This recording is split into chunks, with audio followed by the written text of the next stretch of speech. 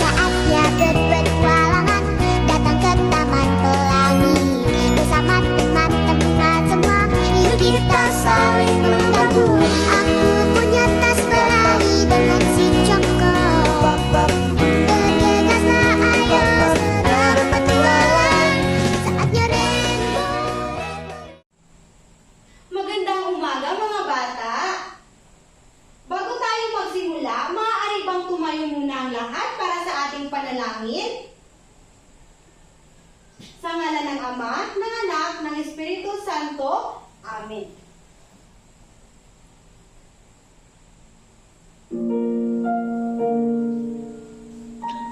Panginoon, salamat po sa panibagong araw na ito upang kami ay matuto.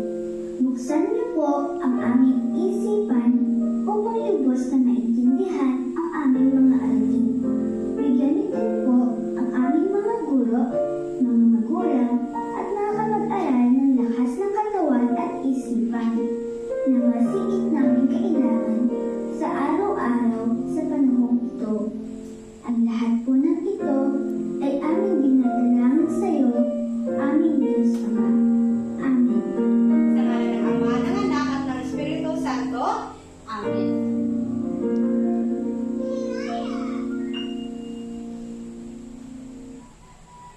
Ngayon mga bata, bago kayo umupo, maaaring pakipulot muna ng mga kalat dyan sa inyong mga upuan. At pagkatapos, maaari na kayong umupo. Tapos na ba ang lahat? Ayan, talagang napakasunuri ng grade 1 Sampaguita. Magandang umaga ulit mga bata. Kamusta kayo? Ayan, napakaganda namang marinig yan.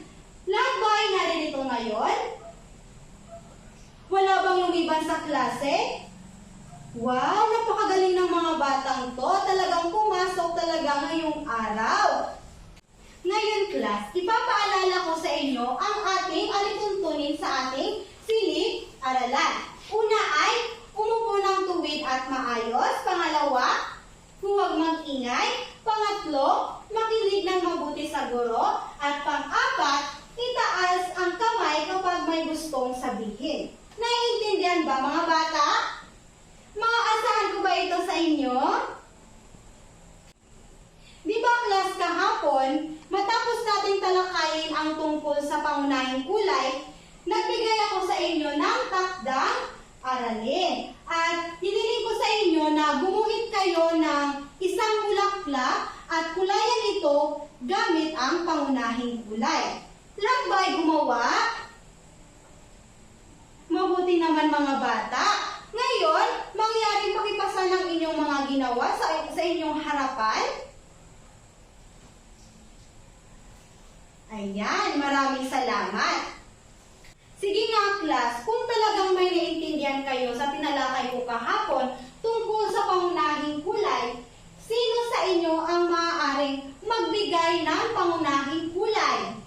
Sige nga, Jessie. Tama. Ang unang pangunahing kulay ay asul. Pangalawa naman, sino pa? Sige nga, Shane. Tama. Ang pangalawang pangunahing kulay ay dilaw. At ang pangatlo naman ay, sige nga, Yax. Tama. Ito ay kulay pula. Ngayon naman, class, sino sa inyo ang makapagtuturo sa akin ng pangunahing kulay na matatagpuan natin dito sa ating paligid? Sige nga, Renz. Tama, Renz. Ang bandila. Ang bandila ay may kulay asul, may kulay pula at may kulay dilaw. Ayan, talaga namang nakinig kahapon sa itinalakay ko. Kaya naman, bigyan natin ang ating sarili ng magaling clap. Ganito lang yan, class. 1, 2, 3. 1, 2, 3. Ang galing, ang galing, ang galing, galing, galing. Sige nga, sabayan niyo ako. 1, 2, 3. 1, 2, 3. 1, 2, 3. Ang Ang galing, ang galing, ang galing, galing, galing. Ayan, napakagaling ninyo mga bata.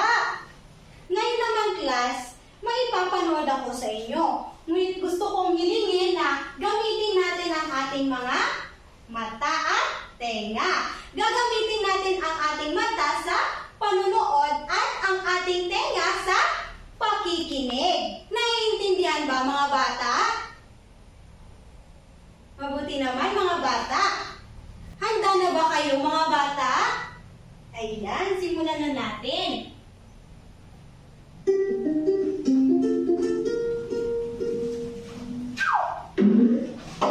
Mike is on the loose. Play and learn.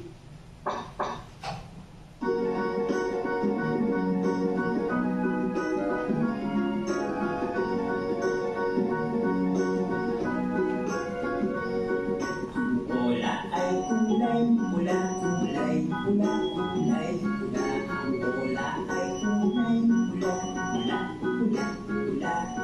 Ang bola ay kulay dilaw, kulay dilaw, kulay dilaw. Ang bola ay kulay dilaw, dilaw, dilaw, dilaw.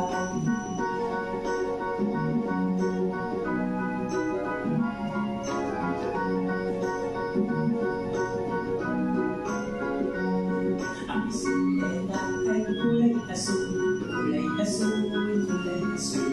Bisikleta ay kulay asul, asul, asul, asul. Ang ibon ay kulay berde, kulay berde, kulay berde. Ang ibon ay kulay berde, berde, berde, berde.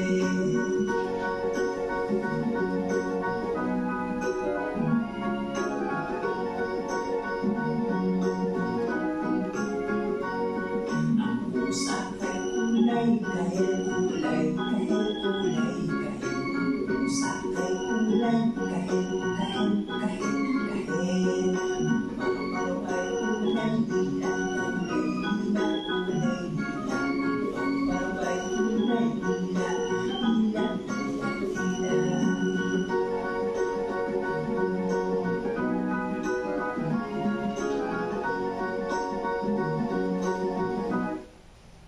Ayan, class. Nagustuhan niyo ba ang inyong pinanood? Sige nga, class, kung talagang nakinig kayo kanina o naintindihan niyo ang pinanood ko sa inyo kanina, ano kaya ang pamagat nito? Sige nga, Yaps. Tama, ang pamagat nito ay mga kulay. Sige nga, class, ano-ano kaya ang mga nabanggit dito sa inyong pinanood? Sige nga, Renz. Tama. Ang mga nabanggit dito sa inyong pinanood kanina ay kulay pula, asul, dilaw, berde, lila, at kahel. Ayan, talaga namang nakikinig. Dito sa pinanood ninyo, nabanggit dito ang mga pangunahing kulay na asul, dilaw, at pula. Ngayon naman, ang berde, lila at kahel ay aalamin mamaya. Nasasabik na ba kayo mga bata? Ayan, pero bago iyon, may papagawa muna ako sa inyo. Handa na ba kayo? Nasasabik na ba kayo mga bata? Ayan. Ang tawag sa gagawin natin ngayon ay tuklasin ang lihim ng kulay. Pero bago iyon, class, may katanungan si teacher. Alam niyo ba ang mangyayari kapag pinaghalo natin ang magkaibang kulay? Ano nga ang mangyayari? Tama, magkakaroon tayo ng panibagong kulay. Ngayon, class, gagamitin natin ang pangunahing kulay para magkaroon tayo ng panibagong kulay. So, narito ang ating gagawin. Si teacher, mayroon ditong mga kulay na nakalagay sa baso.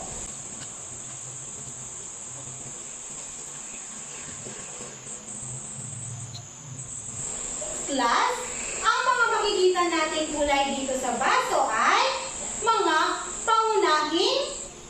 kulay. Tama. Meron tayo dito asul. Meron tayo dito pula. At meron tayo dito dilaw. Ang gagawin lamang natin ay ipaghahalo ang dalawang pangunahing kulay para magkaroon tayo ng panibagong kulay. Ayan. Ipapakita ko muna sa inyo kung paano natin ipaghahalo ang dalawang pangunahing kulay. Ayan. Dito muna tayo sa asul at dilaw. At syempre, mayroon tayo ditong baso walang laman. Kailangan lamang natin silang ipaghalo.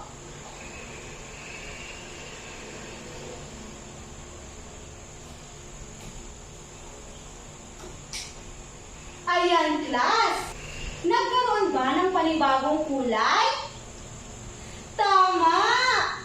Ngayon naman, sino sa inyo ang gustong maghalo ng dalawang pangunahing kulay para magkaroon ng panibagong kulay? Sige nga, Shane. Sino pa? Sige, Yaps. Maaari na kayong pumunta dito sa unahan.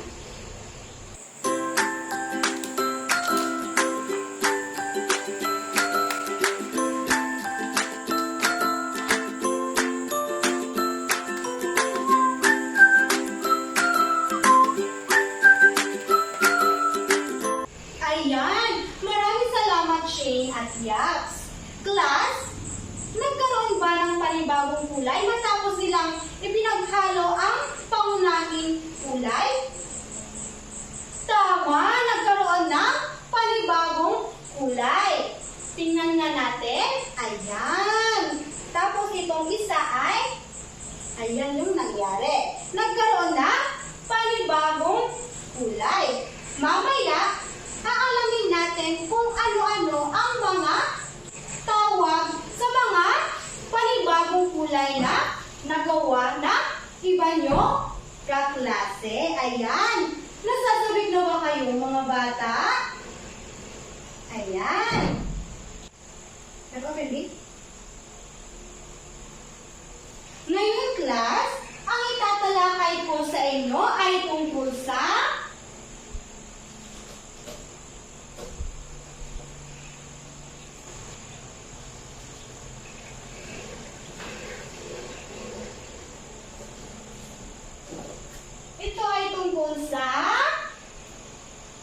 pangalawang kulay.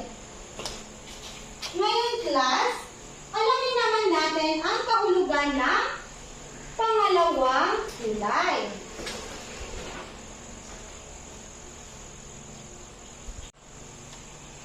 Ngayon, class, basahin natin ito ng sabay-sabay. Pangalawang kulay. Ito ay mga kulay na nagmula sa dalawang pinaghalong kulay. Class, palagi nating tatandaan na bago magkaroon ng pangalawang kulay, ay dapat mayroon muna tayo pangunahing kulay. Sa pamamagitan ng paghahalo ng pangunahing kulay, ay nagkakaroon tayo ng pangalawang kulay. Kaya class, palagi nating tatandaan na hindi tayo magkakaroon ng pangalawang kulay kung wala tayong pangunahing kulay. Ayan, tama. Class, ano nga ulit ang ginagawa para magkaroon tayo ng pangalawang kulay? Sige nga, Renz. Ayan, tama si Renz. Pinaghahalo natin ang dalawang pangunahing kulay para magkaroon tayo ng pangalawang kulay. Ngayon naman, class, aalamin natin ang mga pangunahing kulay na pinaghalo natin kanina, kaya nagkaroon tayo ng panibagong kulay, which is pangalawang kulay.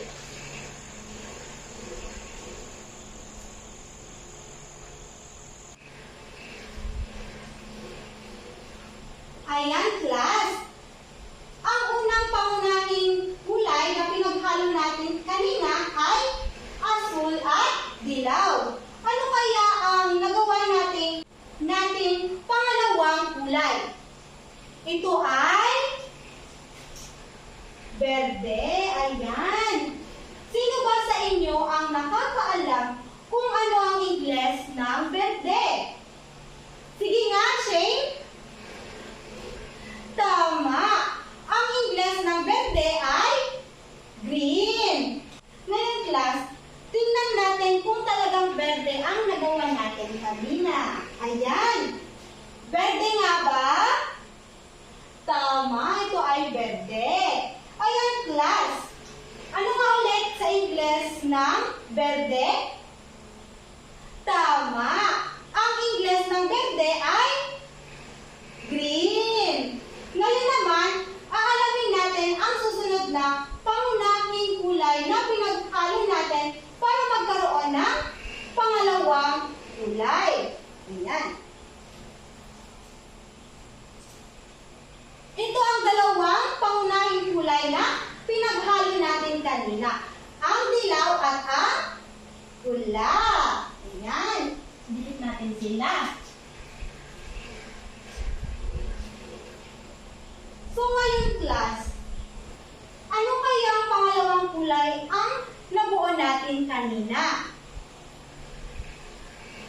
Dilaw plus pula ay kahel. Tama. Ito ay kahel. Ayan. So, sino ba sa inyo ang nakakaalam kung anong Ingles ng kahel? Sige nga, Eloisa. Tama. Ang Ingles ng kahel ay orange. Ngayon, class, tingnan ulit natin kung talaga bang nagkaroon ng kahel kanina. Ayan. Tingnan nga natin. Ayan, nagkaroon tayo ng kahel. Class, ano nga ulit sa Ingles ng kahel? Tama, ito ay orange.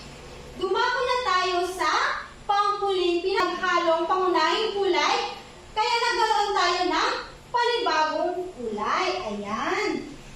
Ito yun. Ang pula at ang asul. Ayan. Dikit natin sila. Ngayon, class, ano kaya ang mabubuo nating panibagong kulay o ng pangalawang kulay? Ito ay lila. Ngayon, class, sino ba sa inyo ang nakakaalam kung ano ang Ingles ng lila? Sige nga, John Paul. Ayan, palakpakan natin si John Paul. Tama ang kanyang sinabi. Ito ay violet. Sige nga, class, tingnan natin kung talagang nakabuo tayo ng lila kanina. Ayan. Magkasing kulay ba sila? Ayan, magkasing kulay na sila. Class, ano nga ulit sa Ingles ang lila? Sige nga, Giselle. Tama. Ang Ingles ng lila ay violet. Ayan. Kaya ngayon, class, kaya nakita natin at nalaman ang mga pangalawang kulay, bigyan naman natin ng palakpak ang ating sarili. Yung ginawa natin kanina na magaling clap. Kaya sabayan niyo ako, mga bata. Isa, dalawa, tatlo. Isa, dalawa, tatlo. Ang galing, ang galing, ang galing, galing, galing. Ayan, napakagaling mga bata. Ngayon, class, matapos nating italakay ang tungkol sa pangalawang kulay, ay may mga katanungan si teacher. Ano kaya ang naintindihan nyo tungkol dito sa pangalawang kulay? Sige nga, Gia. Tama, napakahusay naman ni Gia. At sino naman sa inyo ang makapagbibigay sa akin ng tatlong pangalawang kulay? Sige nga, Yaps. Tama, ang tatlong pangalawang kulay ay kulay berde, kahel at lila. Sino naman sa inyo ang makapagtuturo sa akin ng pangalawang kulay na makikita natin dito sa ating paligid? Sige nga, Ninya. Tama, Ninya. Ang upuan ay kulay berde. Sino pa sa inyo? Sige nga, Ninya. Tama. Ang kurtina natin ay kulay lila. Ayan, talaga namang naintindihan nyo kung ano ang pangalawang kulay. Ngayon naman, dumako na tayo sa ating pangkatang gawain. Tapos na ba ang lahat? Ayan, sa nakikita ko, talagang nag-effort kayo at napakaganda ng inyong ginawa. Kaya palakpakan natin ang ating mga sarili. Ayan. Ngayon, class, mangyaring pakipasa sa akin ang inyong mga ginawa at mamaya, mamarkahan ko ito. Naiintindihan ba? Sige nga, pakipasa sa akin. Ayan, class. Ngayon naman, matapos nating italakay ang pangalawang kulay, bibigyan ko kayo ng takda aralin. Ngayon, pakikuha ng inyong kwaderno at pakisulat ang isusulat ko.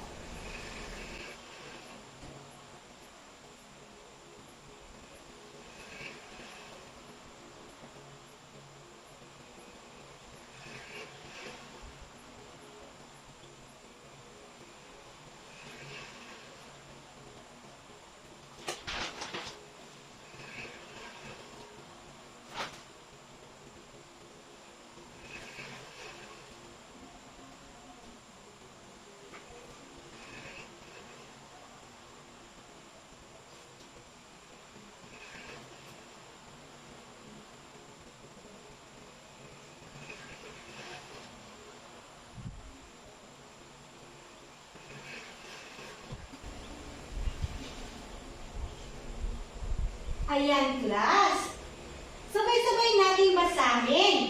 Panuto, gumuhit ng isang bulaklak at kulayan ito gamit ang pangalawang kulay at iguhit ito sa inyong kwaderno. Naiintindihan ba, mga bata? Ngayon, maaari na kayong tumayo. Paalam, mga bata. Hanggang bukas ulit.